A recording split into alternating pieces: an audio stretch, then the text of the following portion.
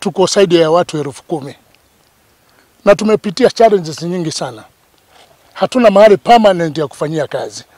Tumekuwa tukiwa hapa, kesho tunatolewa.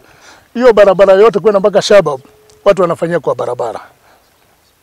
Lakini wakati tutapata mahali hapa kufanyia kazi, tutasema ni asante kwa serikali.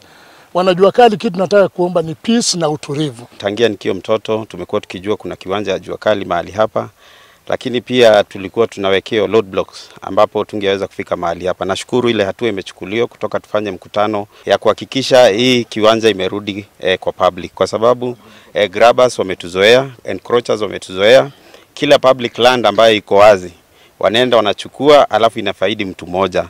Instead hii jua kali ingekuwa inafaidi watu zaidi ya 100 ama zaidi. Niliona records juzi yakafika 2016, watu wakaenda wakajiandikisha, wakaenda wakachukua makaratasi, wakasema ndio wenye shamba, ndio nana wamekuja kulima hapa.